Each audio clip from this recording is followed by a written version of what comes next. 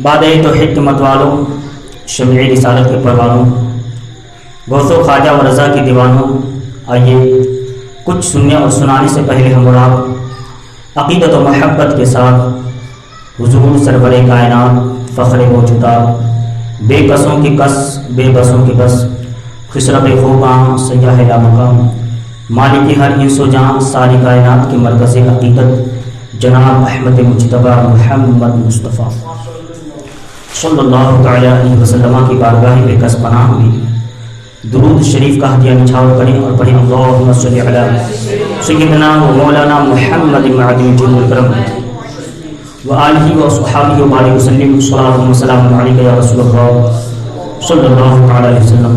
ایک مرتبہ اور نبی اور آل نبی کی بارگاہ میں درود شریف کا ہدیہ نچھاور کریں اور پڑھیں اللہم صلی علی سیدنا و مولانا محمد معدن جود الکرم وآلہ و اصحابہ و بارک وسلم صلاۃ و سلام علیک یا رسول اللہ صلی اللہ علیہ وسلم۔ میرے عزیز ساتھیوں،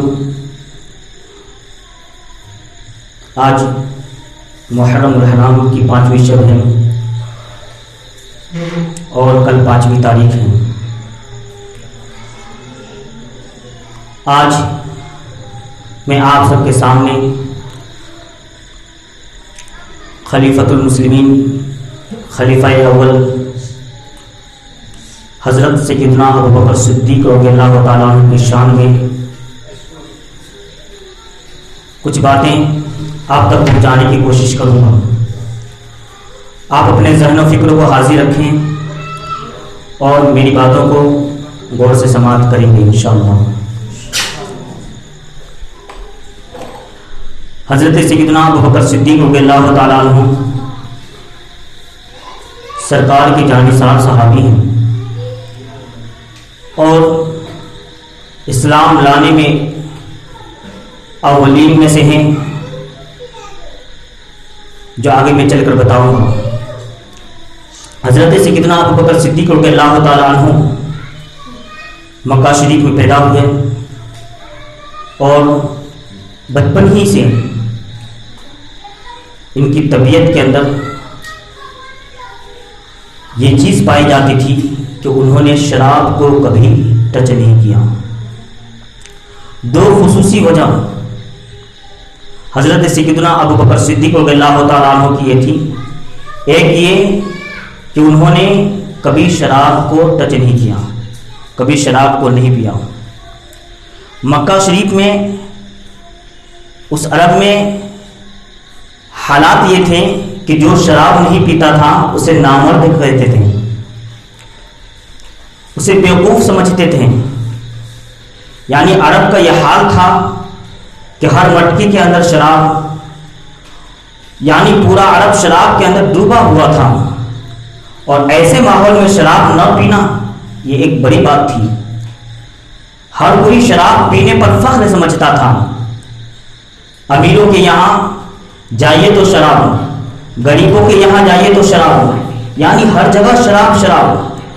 ایسے ماحول میں سیدنا ابوبکر صدیق رضی اللہ تعالیٰ عنہ نے بچپن سے لے کر تاعمر انہوں نے کبھی شراب کو ٹچ نہیں کیا، کبھی شراب کو نہیں چھوا۔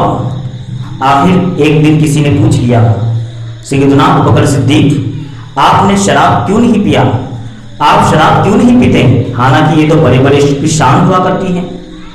تو سیدنا ابوبکر صدیق رضی اللہ تعالیٰ عنہ نے ارشاد فرمایا کہ یہ شراب سے عقل زائل ہو جاتی ہے، شراب سے عقل ختم ہو جاتی ہے، اور میں نہیں سمجھتا کہ کوئی عقل مند انسان شراب پیے، یعنی کوئی عقل رکھنے والا انسان کچھ شراب کو ٹچ کرے، میں یہ نہیں سمجھتا۔ آج سیدنا ابوبکر صدیق کے اس قول کو سب کو یاد رکھنا چاہیے، ہمیں بھی یاد رکھنا چاہیے اور سب کو یاد رکھنا چاہیے کہ کوئی عقل والا انسان، عقل مند انسان شراب کو چھو نہیں سکتا، کیونکہ شراب سے جو ہے انسان کے عقل میں پردے پڑ جاتے ہیں۔ یعنی کوئی انگلی رکھنے والا انسان اپنی انگلی کاٹ سکتا ہے، کیونکہ وہ جانتا ہے کہ اگر میں چھری چلاؤں گا تو میری انگلی کٹ جائے گی۔ کوئی آنکھ رکھنے والا انسان اپنی آنکھوں میں دھول ڈالے گا نہیں، اس لیے کہ وہ جانتا ہے کہ اگر میں دھول کو اپنی آنکھوں میں ڈالوں گا تو میری آنکھیں بند ہو جائیں گی، خراب ہو سکتی ہیں. تو کوئی عقل والا انسان، عقل مند انسان شراب کو چھو نہیں سکتا، کیونکہ وہ جانے گا کہ اگر میں شراب پیوں گا تو میری عقل ختم ہو سکتی ہے، میری عقل برباد ہو سکتی ہے. اس لیے آج جو ہے سب کو اس بات کو یاد رکھنا چاہیے جو سیدنا ابوبکر صدیق نے فرمایا کہ میں یہ نہیں سمجھتا کہ کوئی عقل مند انسان جو ہے شراب کو ٹچ کرے. اور دوسری بات یہ کہ سیدنا ابوبکر صدیق رضی اللہ تعالی عنہ نے کبھی بت کے آگے سجدہ نہیں کیا، کبھی بتوں کے آگے، باقی خداؤں کے آگے سجدہ نہیں کیا. ایک مرتبہ ان کے والد صاحب ابو قحافہ ان کے والد ہیں، ان کے والد جو ہیں انہیں اپنے ایک کمرے میں لے گئے. ایک کمرے کے اندر انہوں نے ایک بت رکھا تھا جن کی عبادت کی جاتی تھی. تو ان کے والد حضرت سیدنا ابوبکر صدیق کے والد جو ہے انہیں لے کر کے اس کمرے کے اندر کہا یہ تمہارا خدا ہے، تم اس کی عبادت کرو، تم اس کے سامنے سجدہ کرو.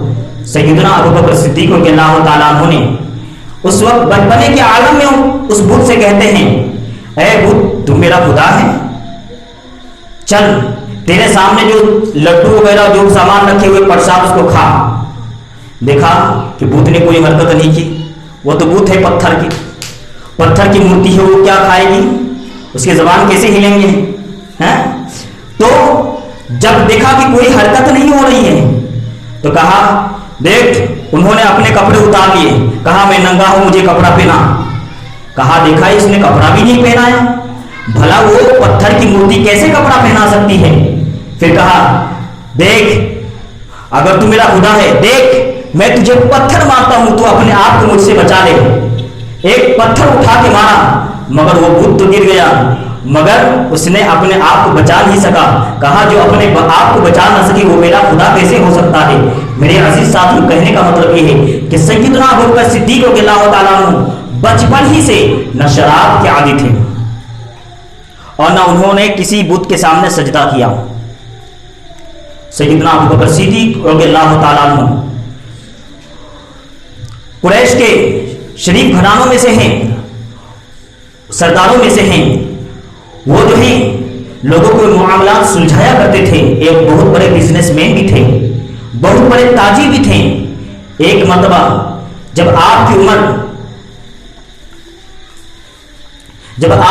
جو ہے 37 برس کی ہوئی تو تجارت کی غرض سے جو ہے تشریف لے گئے. تو انہوں نے خواب دیکھا، وہ خواب یہ تھا کہ مکہ میں ایک ایسی روشنی نمودار ہوئی ہے جس کی وجہ سے سارا گھر منور ہو گیا، ساری اندھیریاں ختم ہو گئی ہے اور ہر طرف روشنی ہی روشنی ہے. اور پھر وہی روشنی حضرت ابوبکر صدیق کہتے ہیں پھر وہی روشنی میرے گھر میں بھی آئی. میں یہ خواب دیکھ کر حیران ہو گیا کہ یہ خواب کیسا ہے، اس کی تعبیر معلوم کروں. صبح اٹھ کر جہاں پر تجارت کرنے کے لیے گئے تھے وہاں پر ایک بحیرہ راہب رہا کرتا تھا. راہب یہ عیسائیوں کا عالم ہوا کرتا ہے، عیسائیوں کا جو بڑا اسکولر، بڑا جانکار، ان کی کتابوں کا جو پڑھنے والا جانکار ہوتا ہے اس کو راہب کہتے ہیں، پوپ جسے آج کے زمانے میں ہم کہتے ہیں. اس کے پاس گئے، کہا میں نے رات کو ایسا خواب دیکھا ہے، اس کی کیا تعبیر ہے. بحیرہ راہب نے کہا کہ تم کس خاندان سے ہو. کہا ہم خاندان قریش سے ہیں. تمہارا نام کیا ہے. کہا عبداللہ. پھر جو ہے انہوں نے بہت ساری چیزیں پوچھی، انہوں نے جواب دیا. اس کے بعد بحیرہ راہب نے کہا سنو، تمہارے ملک کے اندر، تمہارے شہر کے اندر آخری نبی جو خاتم النبیین ہیں وہ پیدا ہوں گے اور تم ان پر ایمان لاؤ گے. یہ اس کی تعبیر ہے. سیدنا ابوبکر صدیق رضی اللہ تعالیٰ عنہ وہاں سے تشریف لاتے ہیں مکہ شریف. جیسے ہی بزنس مین تھے، تاجر تھے، مکہ شریف پہنچتے ہیں تو ان سے لوگ ملاقات کرنے کے لیے آتے ہیں. تو حضرت سیدنا ابوبکر صدیق رضی اللہ تعالیٰ عنہ پوچھتے ہیں اچھا بتاؤ مکہ شریف میں کچھ نیا ہوا ہے، کچھ نئی چیز سننے کو موقع ملا ہے، کیا ہوا ہو تو بتائیں. تو کسی نے بتایا کہ وہ عبداللہ کا لڑکا محمد صلی اللہ علیہ وسلم جو صادق اور امین ہیں، ہاں انہوں نے نبی ہونے کا دعویٰ کر لیا ہے. وہ کہتے ہیں کہ میں اللہ کا نبی ہوں انہوں نے نبوت کا دعویٰ کیا ہے اور ہمارے تمام خداؤں کو جھوٹا ثابت کرتے ہیں اور کہتے ہیں ایک خدا کی طرف آؤ، اللہ کی طرف آؤ، یعنی اللہ کی طرف بلاتے ہیں۔ انہوں نے نبوت کا دعویٰ کر لیا ہے، کہا ایسی بات ہے۔ سیدنا ابوبکر صدیق رضی اللہ تعالیٰ عنہ وہاں سے اٹھتے ہیں اور سرکار مدینہ صلی اللہ علیہ وسلم کی بارگاہ میں تشریف لے جاتے ہیں، کیونکہ حضرت ابوبکر صدیق رضی اللہ تعالیٰ عنہ کو پہلے ہی سے حضور علیہ السلام سے انسیت تھی، ایک لگاؤ تھا، اس لیے کہ حضرت سیدنا ابوبکر صدیق رضی اللہ تعالیٰ عنہ کی طبیعت میرے آقا علیہ السلام کی طبیعت سے ملتی جلتی تھی، کیونکہ ہمارے آقا علیہ السلام نے کبھی بت کے سامنے سجدہ نہ کیا اور ابوبکر صدیق نے بھی کبھی بت کے آگے سجدہ نہیں کیا۔ میرے آقا علیہ السلام نے بھی جو ہے شراب کو کبھی ٹچ نہ کیا اور سیدنا ابوبکر صدیق نے بھی کبھی شراب کو ہاتھ نہیں لگایا۔ تو یہ طبیعتیں ملتی ہیں، یعنی ایک دوست کی جیسی طبیعت ہوتی ہے وہی دوسرے دوست کے اندر بھی وہی طبیعت ہوتی ہے، تو آپس میں مل جایا کرتے ہیں۔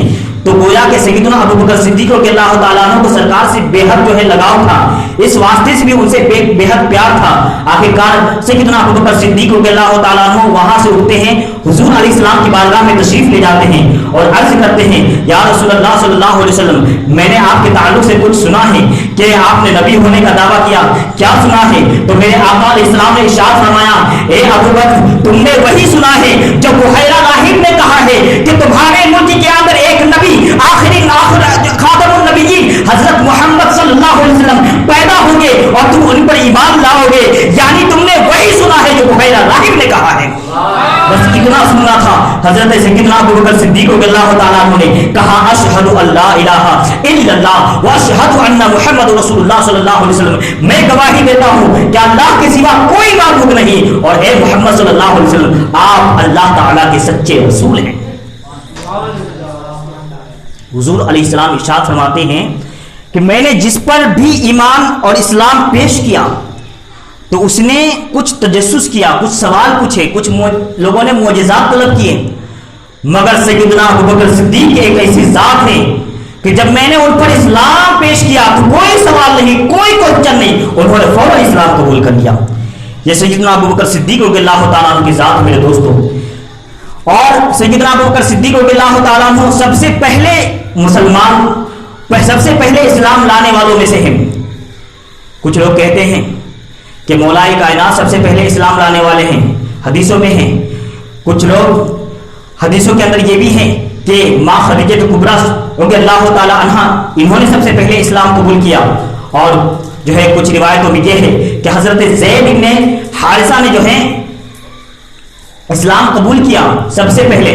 آخرکار بزرگوں نے اس کا ایک بہترین حل ارشاد فرمایا، وہ یہ ہے کہ بڑے بزرگوں میں جو سب سے پہلے اسلام لانے والے ہیں وہ سیدنا ابوبکر صدیق رضی اللہ تعالیٰ عنہ کی ذات ہے، اور بچوں میں اسلام لانے والے اگر کوئی ہیں تو وہ مولا کائنات کی ذات ہے، اور جو ہے عورتوں میں کوئی اسلام لانے والی سب سے پہلی خاتون ہے وہ ماں سیدنا خدیجہ کبریٰ رضی اللہ تعالیٰ عنہ کی ذات ہے، اور غلاموں میں اگر کوئی اسلام لانے والا ہے پہلے تو حضرت زید بن حارثہ کی ذات ہے۔ میرے عزیز ساتھیوں، جیسے ہی میرے سیدنا ابوبکر صدیق رضی اللہ تعالیٰ عنہ کا اسلام قبول کرنا تھا تو کفار قریش مسلمانوں پر کیسا ظلم و ستم کیا کرتے تھے، کس طریقے سے پریشان کیا کرتے تھے، اور ہمیشہ سیدنا ابوبکر صدیق رضی اللہ تعالیٰ عنہ ہمیشہ ہمارے آقا علیہ السلام کی دفاع میں رہا کرتے تھے تاکہ کوئی میرے آقا علیہ السلام کو ٹچ نہ کر سکے۔ اگر آقا علیہ السلام پر کوئی بلا کوئی مصائب آئے تو وہ مجھ پر آئے، آقا علیہ السلام کو نہ آئے، کوئی تیر مارے تو مجھ پر مارے، آقا علیہ السلام کو نہ مارے، کوئی پریشان کرے تو مجھے پریشان کرے، آقا علیہ السلام کو پریشان نہ کرے۔ اس لیے ہمیشہ سیدنا ابوبکر صدیق رضی اللہ تعالیٰ عنہ ہمارے آقا علیہ السلام کی دفاع میں رہا کرتے تھے۔ ایک مرتبہ ہمارے حضور تاجدار مدینہ صلی اللہ علیہ وسلم حرم کعبہ میں تھے تو حضور علیہ السلام کو ایک ظالم شخص نے جو ہے حضور علیہ السلام پر جو ہے چادر پھینکی اور اسے جو ہے گردن کو باندھ کر کھینچنے لگا۔ میرے آقا علیہ السلام کی جو ہے حالت یہ دیکھ کر سیدنا ابوبکر صدیق رضی اللہ تعالیٰ عنہ ان سے کہتے ہیں اے ظالموں، کچھ تو شرم کرو، کچھ تو خدا کا خوف کرو، کچھ تو حیا کرو، تم ہی تو وہ لوگ ہو جو ان کو کہا کرتے تھے کہ تم صادق ہو، تم امین ہو، یعنی تم اس بات پر گواہ تھے کہ یہ صادق اور امین ہیں، سچے ہیں، امانت دار تھے اور پھر تم آج ان کا یہ حال کرتے ہو. میرے عزیز دوستو, سیدنا ابو بکر صدیق رضی اللہ تعالیٰ عنہ ہمیشہ سرکار دو عالم صلی اللہ علیہ وسلم کے دفاع میں رہا کرتے تھے. ایک مرتبہ سیدنا ابو بکر صدیق رضی اللہ تعالیٰ عنہ حرم کعبہ میں تھے. میرے آقا علیہ السلام کی وہاں جلوہ فرما تھے کہ سیدنا ابو بکر صدیق رضی اللہ تعالیٰ عنہ نے پہلا خطبہ ارشاد فرمایا. اسلام لانے کے بعد ابو بکر صدیق رضی اللہ تعالیٰ عنہ کا یہ پہلا خطبہ تھا حرم کعبہ میں. وہ ارشاد فرما رہے تھے, اسلام کے تعلق سے بتا رہے تھے کہ اتنے میں کفار مکہ نے جو ان پر جو ہے برس پڑے اور جو ہے ان پر ٹوٹ پڑے اور اس طریقے سے انہیں مارا, پریشان کیا, اس طریقے سے ان پر گھوسے برسائے کہ سیدنا ابو بکر صدیق رضی اللہ تعالیٰ عنہ کا منہ سوج گیا. اس قدر سرکار سیدنا ابو بکر صدیق کا چہرہ سوج گیا کہ ان کے ناک بھی نظر نہیں آتے تھے, ان کی آنکھیں بھی نظر نہ آتی تھی. اس طریقے سے ان پر جو ہے انہیں پریشان کیا گیا. آخرکار جس قبیلے سے حضرت سیدنا ابو بکر صدیق تعلق رکھتے تھے, قبیلہ بنی تیم, ان کے چند لوگ وہاں پر موجود تھے. انہوں نے فوراً جو ہے حالات کو کنٹرول میں کیا اور سیدنا ابو بکر صدیق رضی اللہ تعالیٰ عنہ کو لے کر ان کے گھر پر پہنچا دیا اور پورا خاندان بنی تیم جو ہے ان کا شفا ہونے کا انتظار کرنے لگے. سب کو بے صبری سے جو ہے اس بات کا انتظار تھا کہ سیدنا ابو بکر صدیق جو ہے ٹھیک ہو جائے, شفا یاب ہو جائیں. پورا دن گزر گیا, سیدنا ابو بکر صدیق رضی اللہ تعالیٰ عنہ اسی بے ہوشی کے عالم میں تھے. رات یعنی شب کے جو ہے رات کا وقت آ گیا, سیدنا ابو بکر صدیق رضی اللہ تعالیٰ عنہ اسی حالت میں تھے. میرے عزیز دوستو, جب رات کا آخری پہر تھا, سیدنا ابو بکر صدیق رضی اللہ تعالیٰ عنہ کو ہوش آتا ہے.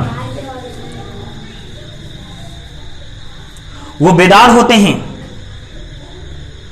تو ان کے منہ, ان کے لفظوں میں, ان کے ہونٹوں پہ جو سب سے پہلا لفظ آتا ہے, پہلا حرف نکلتا ہے وہ یہ کہ محمد صلی اللہ علیہ وسلم کیسے ہیں, ان کی حالت کی جو ہے مجھے خبر دی جائے.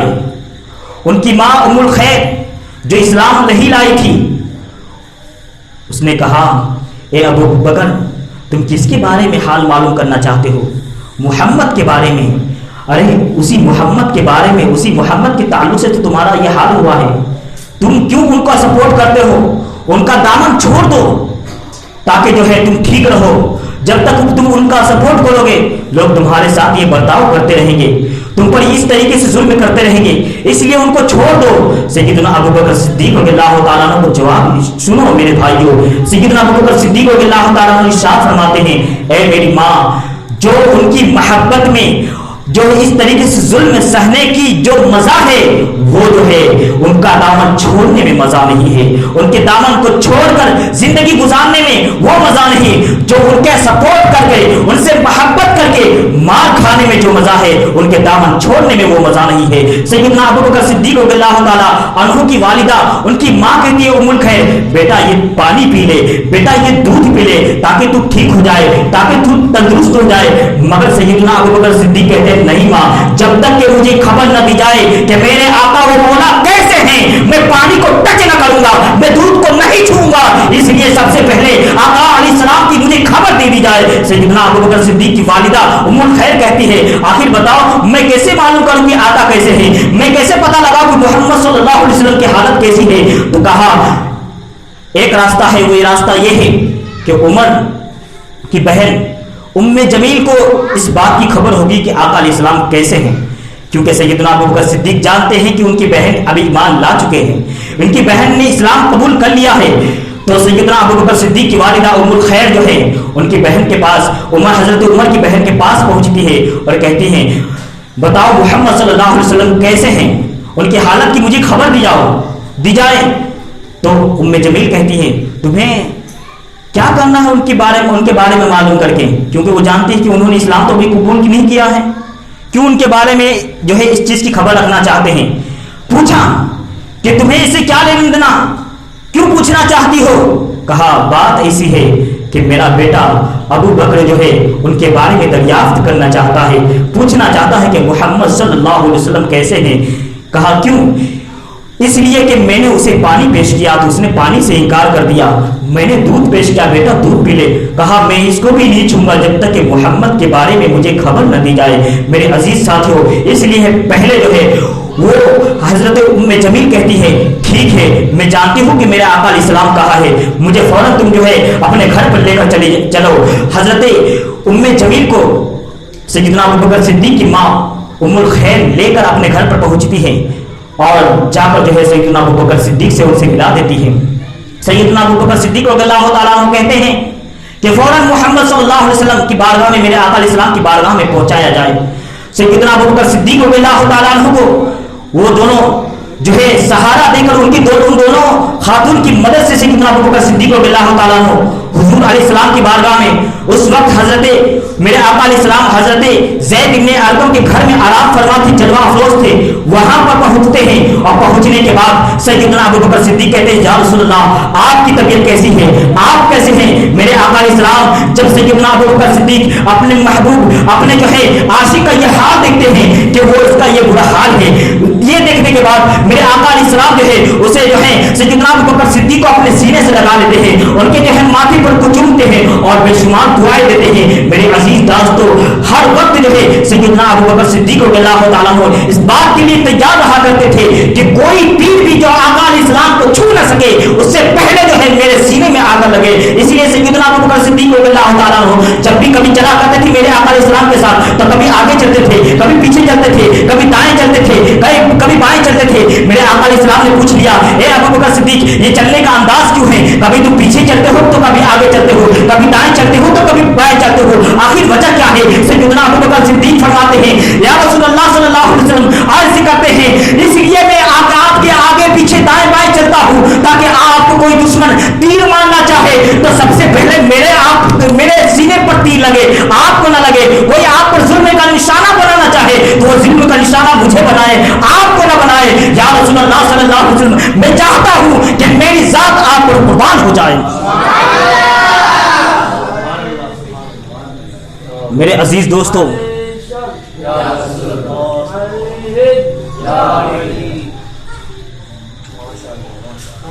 سیدنا ابوبکر صدیق رضی اللہ تعالیٰ عنہ کی ذات آپ دیکھیں جب مکہ والوں نے ان پر ایسا ظلم و ستم کیا، ہمیشہ انہیں تنگ کیا، پریشان کیا، میرے آقا علیہ السلام نے حکم ارشاد فرمایا کہ آپ ہجرت کر کے حبشہ تشریف لے جائیں.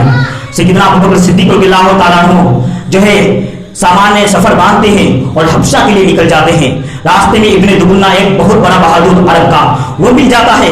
کہا ابوبکر تم کہاں جا رہے ہو؟ یہ سامان سفر کیا ہے؟ کہاں تشریف لے جا رہے ہو؟ حضرت ابوبکر صدیق رضی اللہ تعالیٰ عنہ فرماتے ہیں کہ میں مکہ چھوڑ کر جو ہے حبشہ کی طرف جو ہجرت کرنے جا رہا ہوں. کہا کیوں، کیا بات ہو گئی ہے؟ کہا وہ لوگ مجھے چین سے رہنے نہیں دیتے، مجھے اپنے گھروں میں قرآن شریف صحیح سے پڑھنے نہیں دیتے، آخر وہ مجھے پریشان کرنا چاہتے ہیں، مجھ پر ظلم کرنا چاہتے ہیں. ابن دبنہ نے کہا اے ابوبکر صدیق جیسے شریف اگر مکہ میں نہ رہے تو میں سمجھتا ہوں کسی کو بھی مکہ میں رہنا جو ہے مناسب نہیں ہے، اس لیے چلو میرے ساتھ چلو. ابن دبنہ جو ہے سیدنا ابوبکر صدیق رضی اللہ تعالیٰ عنہ کو ساتھ لے کر مکہ پہنچتا ہے. وہاں کے سرداروں سے بات چیت ہوتی ہے، کہتے ہیں وہ ابن دبنہ کہتا ہے کہ ابوبکر صدیق رضی اللہ تعالیٰ عنہ کو مکہ میں رہنے دیا جائے، میں ان کو امان دیتا ہوں، میں اپنی حفاظت میں ان کو رکھتا ہوں. تو سرداروں نے اس کی بات مان لی کیونکہ وہ بہت بڑا بہادر تھا. میرے عزیز دوستو، مگر سرکار سیدنا ابوبکر صدیق رضی اللہ تعالیٰ عنہ کا یہ عالم تھا کہ جب وہ قرآن پاک کی تلاوت کرتے تھے تو جو ہے خود میں نہیں رہتے بلکہ جو ہے قرآن پاک میں محو ہو جایا کرتے تھے. سیدنا ابوبکر صدیق رضی اللہ تعالیٰ عنہ جب قرآن پاک کی اس طریقے سے تلاوت کرتے تھے کہ وہاں آس پاس چلنے والے انسان وہیں پر جامد و ثابت رہ جاتے تھے، ٹھہر جاتے تھے. اور کتنے تو سیدنا ابوبکر صدیق کی قرآن کی تلاوت سن کر صبح میں مسلمان ہو جایا کرتے تھے، کتنے روز مسلمان ہو جایا کرتے تھے قرآن پاک کی تلاوت سن کر. میرے دوستو، جب یہ بات کی جب پھر خبر ہوئی تو ابن دبنہ کو بلایا گیا، کہا دیکھو تم نے ابوبکر صدیق کو امان دیا ہے مگر وہ جو قرآن پاک جو ہے اپنے گھر کے صحن میں پڑھا کرتے ہیں جس کی وجہ سے ہمارے لوگ جو ہے ہمارے خدا کو چھوڑ کر اللہ کو ماننے والے بن رہے ہیں. آقا علیہ السلام کی بارگاہ खराब हो जा रहे हैं, इसलिए फौरन उन्हें समझाओ। इब्न दुगुन्ना ने सैयदना अबू बकर सिद्दीक रज़ियल्लाहु ताला अन्हु के पास आकर कहने लगा, ए अबू बकर, मैंने आपको अमान दिया है, आप जो है इस तरीके से ना कीजिए, अपने घर में पढ़िए। मगर सैयदना अबू बकर सिद्दीक रज़ियल्लाहु ताला अन्हु कहते मैं तो आहिस्ता ही पढ़ता हूँ। फिर सैयदना अबू बकर सिद्दीक रज़ियल्लाहु ताला अन्हु आहिस्ता कुरान पाक की तिलावत करते, फिर जो है इस तरीके से आवाज बुलंद होती, लोग जाने वाले आने वाले जब कुरान पाक की तिलावत सुनते थे, वो शीरीनी, वो जायका कुरान पाक की तिलावत में थी। अल्लाहु अकबर, कि वो सुनने वाले जैसे ही सुनते वहीं पर जाबिद और साकित हो जाते और उनकी कुरान पाक की तिलावत सुनकर महव हो जाते और कितने तो मुसलमान हो जाते। फिर यही हाल देखा इब्न दुगुन्ना तीसरी मर्तबा जो है सरकार सैयदना अबू बकर सिद्दीक के पास आता है, कहता है कि आप ऐसा मत कीजिए, ऐसा मत कीजिए, आप घर के अंदर कुरान पाक की तिलावत कीजिए, घर के अंदर इबादत कीजिए, घर के अंदर इजाजत कीजिए, मगर बाहर न कीजिए। सैयदना अबू बकर सिद्दीक रज़ियल्लाहु ताला अन्हु फरमाते हैं, ए इब्न दुगुन्ना, तू अपना अमान अपने पास रख, मुझे मेरा मौला का अमान काफी है। मेरे दोस्तों, उसने एहसान किया था, मगर जब इस्लाम बचाने की बात आए, जब ईमान बचाने की बात आए, तो एहसान कुछ नहीं बल्कि ईमान को देखा हो जाता है। आज कुछ लोग जो है हमारे घर पर चावल की बातचीत पहुंचा देते हैं, भले वो वहाबी हो देवबंदी हो, वो देर के बाद डब्बे पहुंचा देते हैं, हम कहते हैं उसका एहसान है, इसलिए हम मस्जिद में चले जाते हैं, उनकी इबादत गाह में चले जाते हैं, हम उनकी तबलीग में चले जाते हैं। माअज़ल्लाह मेरे दोस्तों, वो तुम्हारे अकीदे के साथ खिलवाड़ करता है, वो तुम्हारे अकीदे को बर्बाद करना चाहता है, तुम्हें जो है आका अलैहिस्सलाम से दूर करके जो है तुम्हारे ईमान को लूट लेना चाहता है। इसलिए जब बात आ जाए ईमान की, जब बात आ जाए जो है ईमान बचाने की, जब बात आ जाए अकीदा बचाने की, तो हिसाब को मत देखो, ईमान को देखो और ईमान के लिए सब कुछ कुर्बान कर दो। मेरे अजीज दोस्तों, सैयदना अबू बकर सिद्दीक रज़ियल्लाहु ताला अन्हु की ये जात हैं। आप देखें, हिजरत का मौका था, हुजूर ताजदार मदीना सल्लल्लाहु ताला अलैहि वसल्लम जो है दोपहर के वक्त सैयदना अबू बकर सिद्दीक रज़ियल्लाहु ताला अन्हु के पास पहुंचते हैं, कहते हैं कि अल्लाह का हुक्म आया है, ए अबू बकर, आज रात को निकलना है हिजरत के लिए, अब मक्का छोड़कर मदीना शरीफ जाना है। सरकार दो आलम सल्लल्लाहु अलैहि वसल्लम की बात ये सुनकर कहते हैं, ठीक है या रसूलुल्लाह सल्लल्लाहु अलैहि वसल्लम। सैयदना अबू बकर सिद्दीक रज़ियल्लाहु ताला अन्हु सामान्य सफर बांधते हैं। रात के वक्त मेरे आका अलैहिस्सलाम और सैयदना अबू बकर सिद्दीक रज़ियल्लाहु ताला अन्हु दोनों निकल पड़ते हैं। हजरत सैयदना अबू बकर सिद्दीक रज़ियल्लाहु ताला अन्हु की बेटी हजरत अस्मा भी ईमान ला चुकी थी। इतनी नरमी उनके घर के अंदर थी कि सैयदना अबू बकर सिद्दीक के लड़के हजरत अब्दुल्ला भी ईमान ला चुके थे। सैयदना अब्दुल्ला से कहते हैं कि ए अब्दुल्ला, तुम जो है दिन भर मक्का वालों की खबर रखना और जैसे ही खबर जो है ये मालूम करना कि मक्का वाले हमारे बारे में क्या सोच रखते हैं, क्या ख्याल रखते हैं, क्या क्या मीटिंगें करते हैं, फिर जो है रात के शब में आकर जो है हमें खबर दे देना। हजरत अस्मा से कहते हैं कि अस्मा, तुम्हें जो है वहां पर जो है तुम्हें इन सारी चीजों की जिम्मेदारियां दी जाती है और जो है अपने गुलाम से कहते हैं कि तुम जो है वहां पर गारे शोर में हम 3 दिन रुकेंगे और तीनों दिन जो है वहां पर अपने बकरियों को लेकर वहां पर पहुंचना, ताकि हम दूर दूर पर मैं और आका अलैहिस्सलाम सैराब हो जाए। मेरे अजीज साथियों, इनके पूरे घर वाले भी सरकार दो आलम सल्लल्लाहु अलैहि वसल्लम के कैसे खैरखार थे, किस तरीके से आका अलैहिस्सलाम की जो है पैरवी किया करते थे। मेरे अजीज दोस्तों, सैयदना अबू बकर सिद्दीक रज़ियल्लाहु ताला अन्हु ने ये तजवीज पेश की थी, या रसूलुल्लाह सल्लल्लाहु अलैहि वसल्लम, हम मदीने के रास्ते पर नहीं जाएंगे, क्योंकि अगर हम मदीने के रास्ते से जाएं और मक्का वालों को तो खबर हो जाएगी कि हम जो है हिजरत कर रहे हैं, तो फिर जो है मदीने के रास्ते पर वो तलाश के लिए निकलेंगे, जुस्तजू के लिए निकलेंगे। इसलिए जो है हम मदीने के रास्ते से ना जाकर गारे सौर पर पहले पहुंचेंगे, वहां पर 3 दिन कयाम करेंगे। यह सैयदना अबू बकर सिद्दीक की दूर अंदेशी थी, उनकी दूर की सोच थी कि अगर हम मदीने के रास्ते पर जाएंगे तो ये मक्का वाले जो है हमें ढूंढ लेंगे, इसलिए पहले गारे शोर में 3 दिन रुकेंगे और जब देखेंगे कि मक्का वाले ढूंढ ढूंढ के थक चुके हैं, फिर जो है हम वहां से निकलकर मदीने के रास्ते से जब मदीना शरीफ पहुंच जाएंगे। मेरे अजीज साथियों, सैयदना अबू बकर सिद्दीक रज़ियल्लाहु ताला अन्हु और हमारे आका अलैहिस्सलाम दोनों हिजरत करके गारे शोर पर पहुंचते हैं।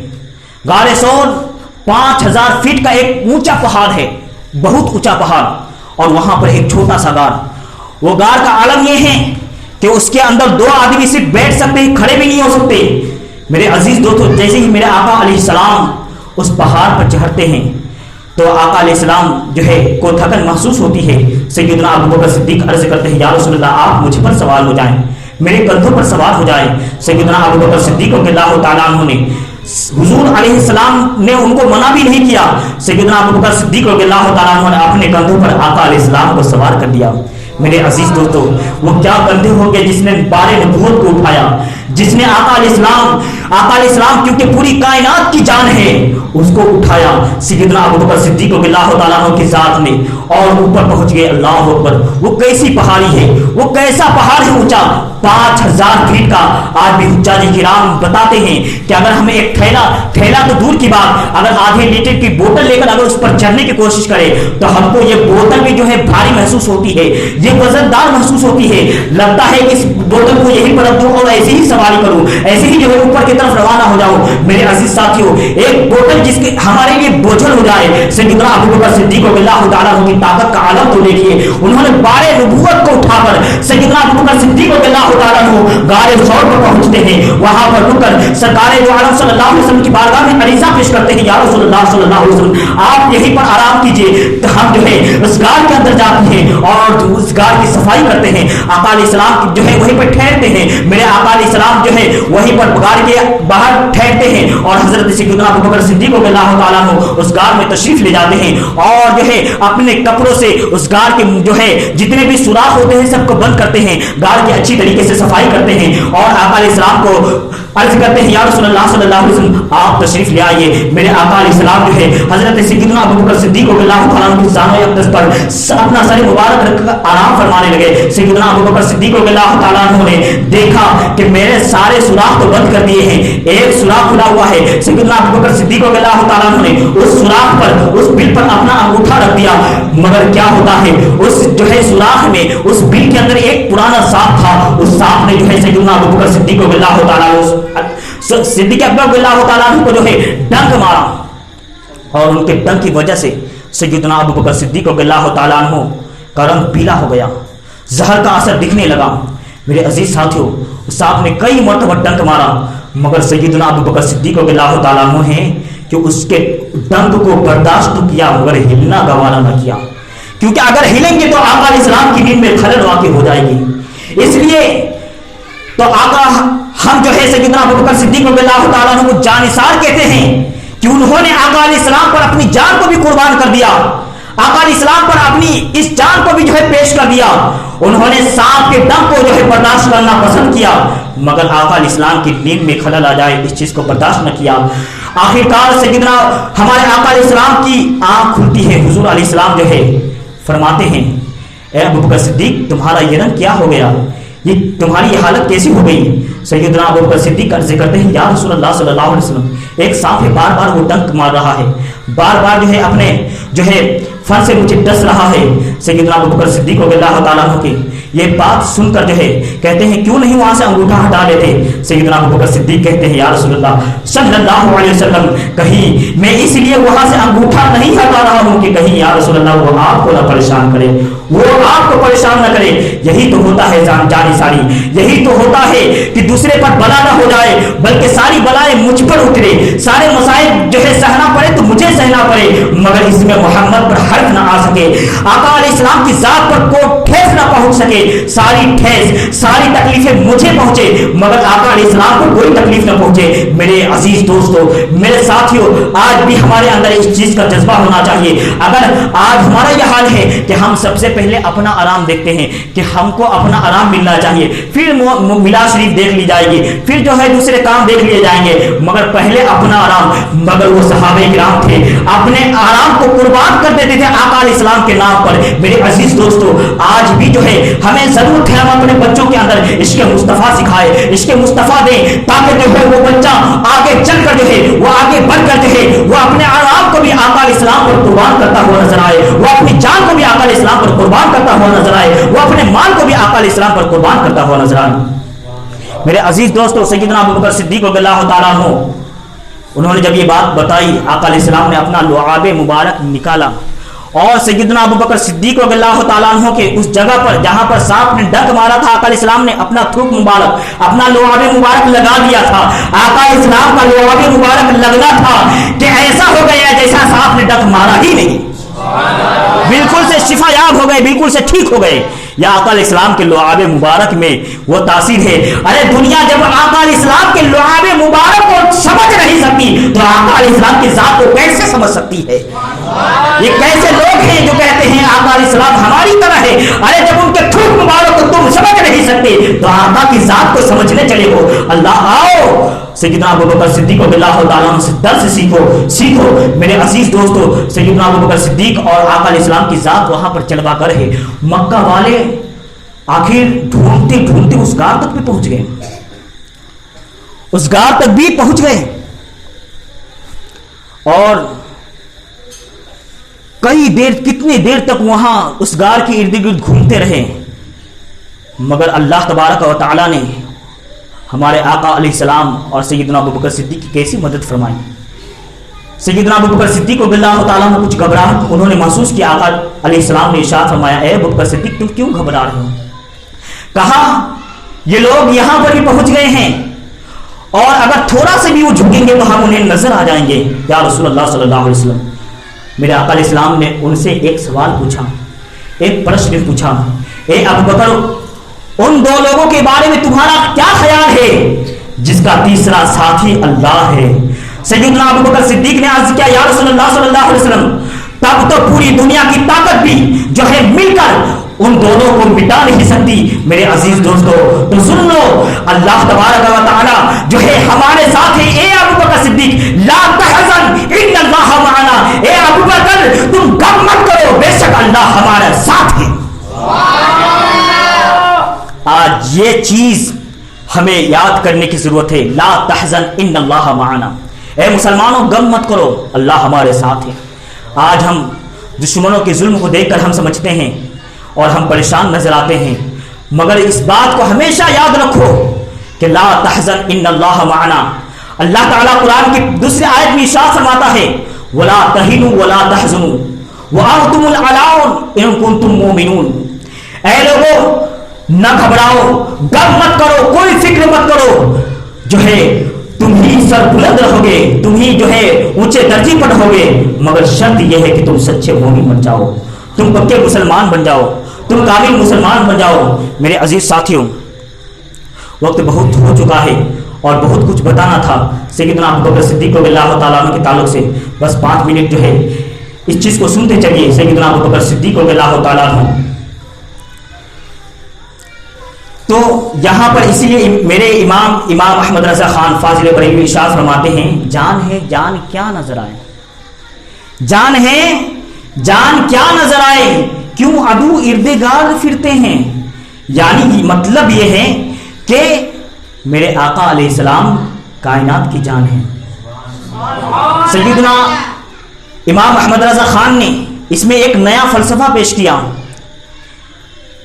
کہ جان ہے, میرے آقا علیہ السلام کائنات کی جان ہے. اچھا تم زندہ ہو گئے مردہ, ہم سب زندہ ہیں, مگر زندگی کے لیے جان ضروری ہے. آپ کے اندر جان ہے کہ نہیں ہے؟ نا جان. مگر کبھی آپ نے جان کو دیکھا ہے کہ جان کیسی ہوتی ہے؟ کالی ہوتی ہے, پیلی ہوتی ہے, دھولی ہوتی ہے, لمبی ہوتی ہے, ناٹی ہوتی ہے, چھوٹی ہوتی ہے. دیکھیے, کسی نے دیکھی ہو تو بتائے. تو میاں جب تمہاری جان نظر نہیں آتی تو آمنہ کا نام تو کائنات کی جان ہے. ارے جب تمہاری جان نظر نہ آئے تو کائنات کی جان تمہیں کیسی نظر آئے گی؟ اس لیے امام احمد رضا خان فرماتے ہیں, اے عدو کہتے ہیں دشمنوں کو, میرے آقا علیہ السلام تو جان کائنات ہے, وہ جان ہے, جان کیا نظر آئے. کیوں عدو, اے دشمنوں کیوں ارد گرد پھرتے ہو, کیوں اپنا ٹائم پاس کرتے ہو, کیوں ٹائم برباد کرتے ہو, مگر آقا علیہ السلام تو کائنات کی جان, وہ تمہیں نظر نہیں آئیں گے. میرے عزیز دوستوں, سیدنا ابوبکر صدیق رضی اللہ تعالیٰ عنہ وہیں پر آرام فرمائے. اللہ تعالیٰ نے ان کی مدد کیسے فرمائی؟ ایک مکڑی کی چال سے. ایک مکڑی جو دنیا میں سب سے جس کا کمزور گھر ہوتا ہے وہ مکڑی ہوتا ہے, مکڑی کا ہوتا ہے. مکڑی نے وہاں پر جالا بن دے دیا اور ایک کبوتری نے وہاں پر انڈا دے دیا. تو ان لوگوں نے سوچا اگر یہاں سے کوئی گزرا بھی ہوگا تو یہ مکڑی کا جالا ٹوٹ جاتا, اسے پتہ چلتا ہے کہ یہاں کوئی گزرا نہیں ہے. اور کہا اگر کوئی گزرا ہوتا تو یہاں جو ہے کبوتری اپنے انڈے کو لے کر چلی جاتی, مگر کبوتری بھی یہاں پر ہے, اس کا مطلب کوئی یہاں سے آیا گیا نہیں ہے, اس لیے چلو. یعنی اللہ تعالیٰ نے ان کی مدد ایسے چھوٹے چھوٹے چیزوں سے فرمائی. جب اللہ کسی کی مدد کرنا چاہتا ہے تو چھوٹی چھوٹی چیزوں سے بھی مدد کرتا ہے. اور اگر وہ پروردگار عالم کی وہ ذات ہے کہ اگر کسی کو برباد کرنا چاہتا ہے تو بھی چھوٹی چھوٹی چیزوں سے برباد کر دیا کرتا ہے. جیسے نمرود کا حال, ایک لنگڑے مچھر نے نمرود کو تباہ کر دیا. فرعون کو کس نے, ایک پانی نے پانی کے اندر جو ہے پانی نے اللہ تبارک و تعالیٰ کو جو ہے اللہ تبارک و تعالیٰ نے پانی کو حکم دیا، پانی میں جو ہے نمرود کو برباد کر دیا. پانی اور یہ مکڑی اور یہ جو ہے لنگڑے مچھر، یعنی اللہ جسے مدد کرنا چاہے چھوٹی چیزوں سے اسے مدد عطا فرماتا ہے، اور اگر اللہ کسی کو برباد کرنا چاہتا ہے تو چھوٹی چھوٹی چیزوں سے بھی اسے برباد کر دیا جاتا ہے. میرے عزیز ساتھیوں، بس ہمیں یہ سمجھنا ہے کہ اپنے آپ کو جو ہے آقا علیہ السلام کے لیے فدا کر دینا ہے، جیسا کہ سیدنا ابوبکر صدیق رضی اللہ تعالیٰ عنہ نے اپنے آپ کو آقا علیہ السلام کی بارگاہ میں بالکل سے قربان کر دیا تھا، پیش کر دیا تھا. بس اپنی آخری بات کر کے جو ہے ختم کرتا ہوں. سیدنا ابوبکر صدیق رضی اللہ تعالیٰ عنہ، کیونکہ یہ ضروری ہے، سیدنا ابوبکر صدیق رضی اللہ تعالیٰ عنہ آخر کار جب ہمارے آقا علیہ السلام کی رحلت ہو جاتی ہے، سیدنا ابوبکر صدیق رضی اللہ تعالیٰ عنہ پورے سلطنت اور پورے جو ہے خلافت کا باغ ڈور سنبھال لیتے ہیں. اس وقت حال یہ ہوتا ہے لوگوں کا، کوئی لوگ مسلمان ہو کر بھی جو ہے مسلمان سے پھر جاتے ہیں، مرتد کی ایک جماعت پیدا ہو جاتی ہے. کچھ لوگ نبی ہونے کا دعویٰ کر دیتے ہیں، کہتے ہیں کہ آپ محمد کے بعد ہمارا نمبر ہے، ہم جو ہے نبی ہیں. کچھ لوگوں نے جو ہے زکوٰۃ دینے سے انکار کر دیا کہ ہم اپنے آقا علیہ السلام کو زکوٰۃ دیتے تھے، ہم نماز کو مانیں گے، حج کو مانیں گے اور جو ہے روزہ کو مانیں گے، مگر زکوٰۃ کو نہیں مانیں گے، اب ہم زکوٰۃ نہیں دیں گے. اور کچھ لوگ مرتدین کی جماعت قائم ہو گئی، یعنی چار محاذ پر سیدنا ابوبکر صدیق رضی اللہ تعالیٰ عنہ نے ایک ساتھ کام کیا. اب حضرت سیدنا ابوبکر صدیق رضی اللہ تعالیٰ عنہ نے اس جماعت کو، جس جماعت کو آقا علیہ السلام نے، جس جماعت کا سردار حضرت اسامہ ابن زید کو بنایا تھا، اسامہ ابن زید جو ہے حضرت زید بن حارثہ کے بیٹے ہیں، ان کی عمر 19 سال کی تھی. آقا علیہ السلام نے اپنے ہی زندگی میں حیات ظاہری میں جو ہے سرکار دو عالم صلی اللہ علیہ وسلم نے حضرت زید بن حارثہ کے بیٹے اسامہ ابن زید کی سرداری میں ایک بہت بڑا لشکر ملک شام کی طرف بھیجا تھا. تو جب سیدنا ابوبکر صدیق نے جب دیکھا کہ وہ لشکر پھر واپس آ گیا نبی کی خبر سن کر، اس لیے سرکار سیدنا ابوبکر صدیق رضی اللہ تعالیٰ نے کہا لشکر کے سردار حضرت اسامہ سے کہ تم اپنے لشکر کو لے کر نکلو وہاں پر جہاں پر آقا علیہ السلام نے تمہیں بھیجا ہے. بڑے بڑے اجندہ صحابہ آ کر سیدنا ابوبکر صدیق رضی اللہ تعالیٰ کی بارگاہ میں کہا، عرض کیا، اے ابوبکر صدیق رضی اللہ تعالیٰ عنہ، آپ یہ کیسے کر سکتے ہیں؟ آپ یہ نہ کیجیے، ابھی حالات بہت خراب ہیں. کچھ لوگوں نے زکات دینے سے انکار کر دیا تو کچھ لوگ جو ہے پھر گئے ہیں اسلام سے، اور ایسے عالم میں ایک بہت بڑا لشکر ملک شام کی طرف بھیجیں گے. تو سنو سیدنا ابوبکر صدیق کا ایمان، وہ کہتے ہیں ان کا ایک کام تو سنو، کس طریقے سے آقا علیہ السلام کے ذات پر انہیں بھروسہ اور اعتماد تھا. وہ ارشاد فرماتے ہیں، کہتے ہیں میں کون ہوتا ہوں جو آقا علیہ السلام کے بھیجے ہوئے لشکر کو روک سکوں؟ اس لیے جس کو آقا علیہ السلام نے بھیج دیا ہے ملک شام کی طرف، سیدنا ابوبکر صدیق کی حیثیت نہیں جو اس لشکر کو روک سکے. اس لیے میں فوراً حکم دیتا ہوں اسامہ ابن زید کو وہ لشکر لے کر جائے. تو اسامہ ابن زید لشکر جدار لے کر وہاں پہنچتے ہیں. پھر جو ہے سیدنا ابوبکر صدیق رضی اللہ تعالیٰ عنہ کی خلافت 1-2 سال نہیں بلکہ 2 سال اور 3 مہینے کی تھی، اور ان 2 سال اور 3 مہینے کے مدت میں سیدنا ابوبکر صدیق رضی اللہ تعالیٰ عنہ نے وہ عدل و انصاف پیش کیا. اس طریقے سے عدل و انصاف کے درجے بڑھائے کہ لوگ جو ہے ان کی خلاف سیدنا ابوبکر صدیق رضی اللہ تعالیٰ عنہ نے پھر جو ہے دوسرے محاذ یعنی جن لوگوں نے زکات دینے سے انکار کیا تھا ان سے بھی جو ہے مقابلہ کیا گیا. اور جو لوگ اسلام سے پھرنے لگے، جب انہوں نے دیکھا کہ اسلام کا اتنا بڑا لشکر اسامہ ابن زید کے ساتھ جو ہے مدینہ ملک شام کی طرف جا رہا ہے، تو لوگوں نے سوچا کہ جب اتنا بڑا لشکر ملک شام جا رہا ہے تو مدینے میں کتنے مسلمان ہوں گے. یعنی اسلام کا وہ دبدبہ جس طریقے سے پہلے تھا، جس طریقے سے آقا علیہ السلام کے دور میں تھا، اس طریقے سے سیدنا ابوبکر صدیق رضی اللہ تعالیٰ عنہ نے اس پر کام کیا. یعنی سیدنا ابوبکر صدیق نے بیک وقت میں 4 محاذوں پر کام کیا. ایک طرف جو ہے مسلمہ ابن قذاب اور اسود انسی جنہوں نے جو ہے نبی ہونے کا دعویٰ کیا تھا ان سے مقابلہ کیا. ایک طرف ملک شام کی طرف لشکر جناب کو بھیجا، ایک طرف جو ہے مرتدین کی طرف جو ہے سیدنا ابوبکر صدیق رضی اللہ تعالیٰ عنہ نے ان سے بھی مقابلہ کیا. مگر میرے دوستو اللہ تبارک و تعالیٰ نے انہیں وہ کامیابی اور کامیابی سے نوازا کہ دنیا جو ہے آج ہی ان کی تاریخ دیکھ کر یہ حیران ہے، یہ پریشان ہے. سیدنا ابوبکر صدیق رضی اللہ تعالیٰ عنہ کی یہ ذات ہے. مگر میرے عزیز ساتھیوں، ہمیں کیا سوچنا ہے، ہمیں کیا کرنا ہے؟ ہمیں یہ کرنا ہے کہ سیدنا ابوبکر صدیق رضی اللہ تعالیٰ عنہ نے جس طریقے سے آقا علیہ السلام پر جان نثاری کی ہے اس طریقے سے ہمیں بھی اور اپنے بچوں کو یہ تعلیم دینی ہے تاکہ ہم بھی اور ہماری اولاد بھی آقا علیہ السلام کے نام پر قربان ہو جائے. کیونکہ وہ جان ہے، وہ جان ہے، جان کیا نظر آئے. کیوں عدو اردگار پھرتے ہیں. اللہ تبارک و تعالیٰ کی بارگاہ میں دعا ہے کہ جو کچھ بتایا اس پر ہم سب کو عمل کی توفیق و رفیق عطا فرمائے. اور سیدنا ابوبکر صدیق رضی اللہ تعالیٰ عنہ کے فیضان سے تمام مسلمانوں کو مالا مال فرما دے. عالم اسلامی کہیں مسلمان بیمار ہو مولا انہیں شفاء کاملہ و عاجلہ عطا فرما.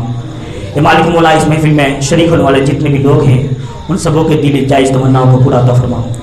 السلام علیکم. بس